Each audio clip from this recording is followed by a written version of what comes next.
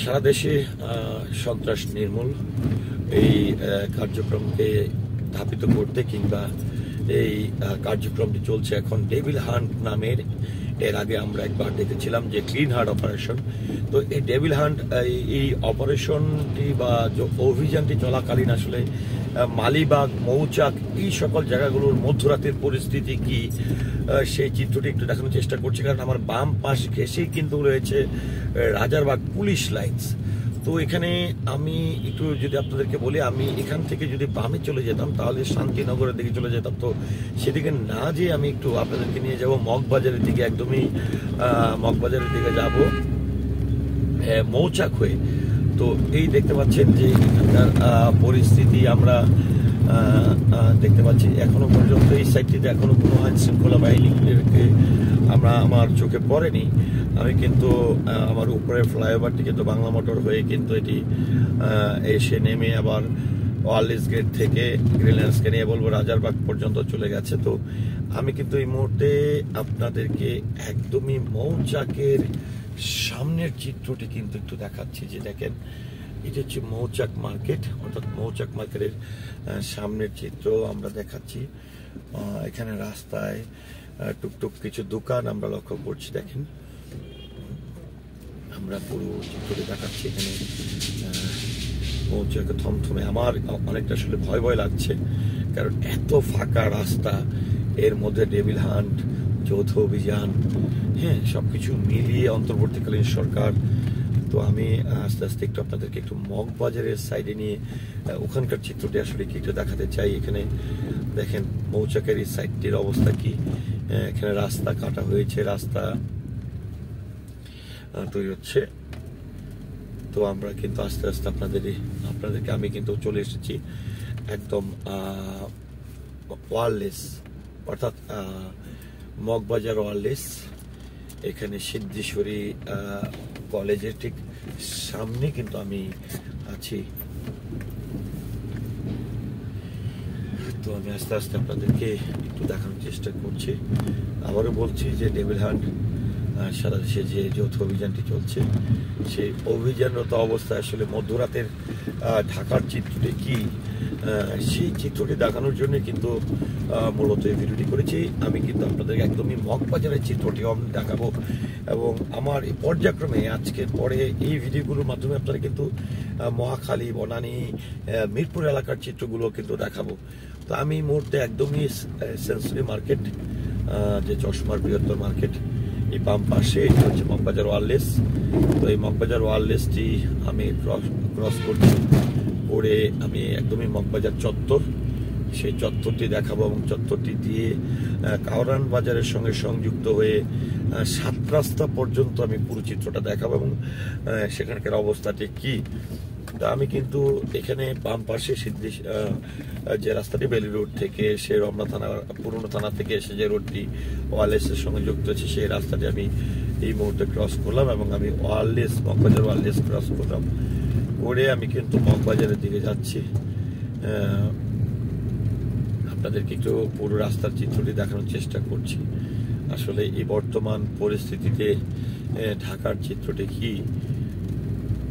তো এই ফাঁকা রাস্তাতে কিন্তু নিজের মধ্যেও কিন্তু একটা ভয় কিন্তু কাজ করে, কারণ যখন মানুষ থাকে তখন কিন্তু নিজের মধ্যে ভয়টা কিন্তু কম কাজ করে। তো মানুষজন নেই, অনেকটা শূন্য শূন্য অবস্থার মধ্যেই কিন্তু আমি এই মুহূর্তে চলে এসেছি মগবাজার, সেই মগবাজার চত্বর। এখানে মগবাজার রেস্টুরেন্টগুলো বাম পাশে খোলা দেখতে পাচ্ছি। এখান থেকে বামের দিকে যদি চলে যান তাহলে আপনারা কাকরাইল বা কাকরাইলের দিকে, পল্টনের দিকে চলে যেতে পারবেন। এখান থেকে সোজা যদি যেতাম তাহলে বাংলা মোটরের দিকে কাওরান বাজার হয়ে যে সংযুক্ত শাহবাগের রাস্তাটি রয়েছে। আমি কিন্তু আপনাদেরকে এই যে পুরো চিত্রটি দেখানোর চেষ্টা করছি। এটি আবারও বলছি, আমি একদম এই মুহূর্তে মগবাজার এলাকায় আছি, এবং আপনাদেরকে পুরো রাস্তার চিত্রটি দেখানোর চেষ্টা করছি, এবং আপনাদেরকে হাতির ঝিলের সংযুক্ত রাস্তাটিও দেখাবো। সামনে ট্রেনের সিগন্যাল আমি লক্ষ্য করছি, সম্ভবত ট্রেন যাবে, সে ট্রেনের সিগন্যালটি কিন্তু আমরা লক্ষ্য করছি। আমি একটু অপেক্ষা করব। দেখেন আসলে নর্মাল সাধারণত এবং আগামীকাল শবে বরাত, তো শবে বরাতকে কেন্দ্র করেও হয়তো অনেকে ঘরে ফিরে গেছেন। তবে এই পরিস্থিতিতে দেখেন আমার সামনে দিয়ে একটি ট্রেন যেটি একদম কমলাপুর থেকে বের হয়ে যাচ্ছে। আমি আপনাদেরকে রাস্তা চিত্রটি দেখানোর চেষ্টা করছি। আবার তারপরে সংযুক্ত যে রাস্তাটি রয়েছে কারণ বাজারের সঙ্গে হাতিরঝিলের এফডিসির সামনে হয়ে 7 রাস্তা হয়ে পরিস্থিতি কি সেটিও কিন্তু আপনাদেরকে দেখাবো। তবে আসলে যে পরিমাণের সাধারণত গাড়ির চাপ থাকে সেই চাপের তুলনায় কিন্তু হাতে গোনা অল্প সংখ্যক গাড়ি কিন্তু আমরা লক্ষ্য করছি। একদমই কিন্তু গাড়ি ঘোড়া খুব একটা আমরা লক্ষ্য করছি না।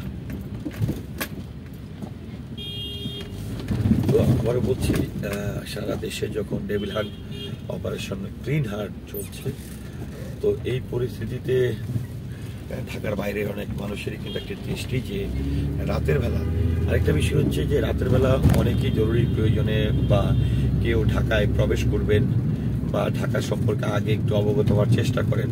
সেক্ষেত্রে আমি মনে করি ব্ল্যাঙ্ক ভিডিওটা অনেকটা ব্ল্যাঙ্ক, রাস্তাঘাটের ফাঁকা ভিডিও।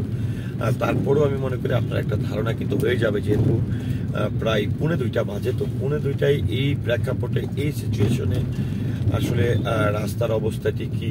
এখান থেকে বাম পাশে রাস্তাটি কারওয়ান বাজারে চলে গেছে, ডান পাশে দিয়ে হাতিরঝিল হয়ে কিন্তু রামপুরা, বাড্ডা, মৌচাক, মালিবাগের সংযুক্ত রাস্তা বিটিভি সেদিকে চলে গেছে। তো আমি কিন্তু তেজগাঁয়ের দিকে যাচ্ছি, অর্থাৎ 7 রাস্তার দিকে যাচ্ছি এবং আপনাদেরকে রাস্তার চিত্রটি দেখানোর চেষ্টা করছি। আমি অনেক স্লো যাচ্ছি, যদিও রাস্তাঘাটে কোনো গাড়ি নেই, তারপরেও আপনাদেরকে একটু ধারণা দেওয়ার জন্য বা একটু আমি যেন বিশ্লেষণ করতে পারি, আপনাদেরকে ধারণা দিতে পারি। তো আমি এই মুহূর্তে একদমই চলে এসেছি 7 রাস্তার যে চত্বরটি রয়েছে। এখান থেকে ডানে দিয়েও কিন্তু হাতিরঝিলে প্রবেশ করা যায়, এখান থেকে বাম পাশ দিয়ে কিন্তু তেজগাঁ কলেজ, তারপরে যদি বলি কারওয়ান বাজারের দিকে প্রবেশ করা যায়। আর আমি কিন্তু একদমই চলে যাচ্ছি তিব্বত নাভিস্কোর দিকে, অর্থাৎ মহাখালীর দিকে। তো আমি একটু এখানে একটু গ্যাস পাম্পের অবস্থা কি সেটিও একটু দেখাতে চাই। যেহেতু এখানে প্রবেশ করেছি, আমি এখান থেকে একটু গ্যাস নিব। আমি একদম তেজগাঁ 7 রাস্তা, একদম 7 রাস্তার চত্বরের পাশেই যে আসলে গ্যাস পাম্পটি রয়েছে সেখানে প্রবেশ করলাম, এখান থেকে গ্যাস নেব। তো ভিউয়ার্স, এই ছিল মালিবাগ, মৌচাক, মগবাজার থেকে একদমই 7 রাস্তা নাভিস্কো তিব্বত এলাকার চিত্র, এবং পাশেই রয়েছে পলিটেকনিক ইনস্টিটিউট। তো এই ডেভিল হান্ট এবং এই বর্তমান ঢাকার রাতের এই চিত্রটি নিয়ে আপনার মতামতকে আশা করছি কমেন্টের মাধ্যমে জানাবেন। সেই সাথে পুরো ভিডিওটির সঙ্গে থাকার জন্য অসংখ্য ধন্যবাদ। আসসালামু আলাইকুম।